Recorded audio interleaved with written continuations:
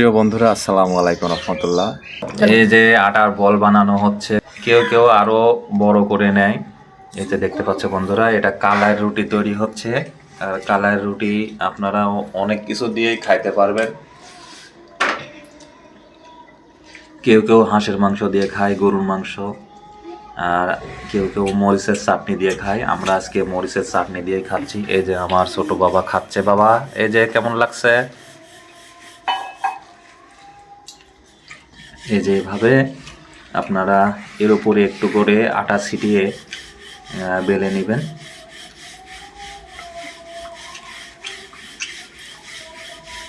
অবশ্য এই রুটি বেলতে কিন্তু খুব একটা কষ্ট হয় না, খুব সহজেই বেলে নেওয়া যায়।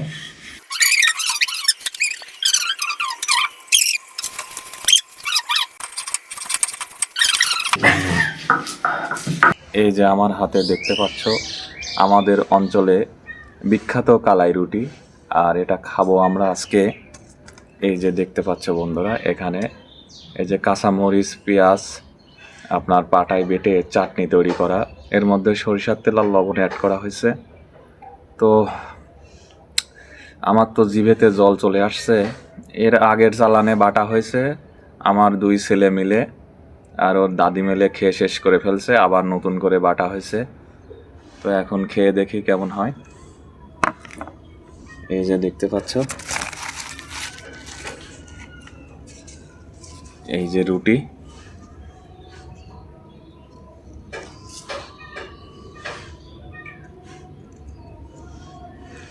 আর এই যে আপনার চাটনি।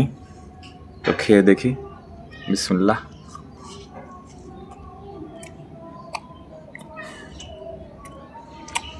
বিশ্বাস করবেন না, চরম স্বাদ।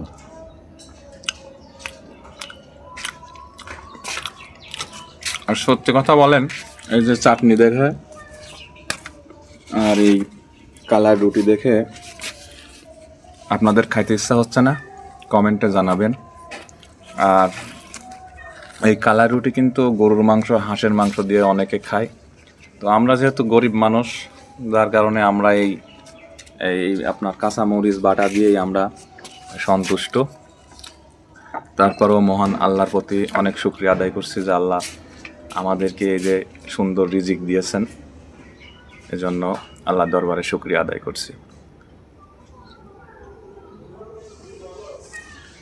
এই যে কালার রুটি, বাজার থেকে কালাই কিনে আপনার কুলার উপরে ঝেড়ে বাছাই করে তারপরে রোদে শুকাতে হয়। এরপরে আপনার একটু হালকা করে ভেজে মিল থেকে পিষে নিয়ে আসতে হয়। তারপরে আটাগুলো সেলে ঠান্ডা পানি দিয়ে মাখিয়ে সাধারণ রুটির মতো বেলেই সেকলেই হয়ে যায়। তো সবাই ভালো থাকবেন আর আমাদের জন্য অবশ্যই দোয়া করবে।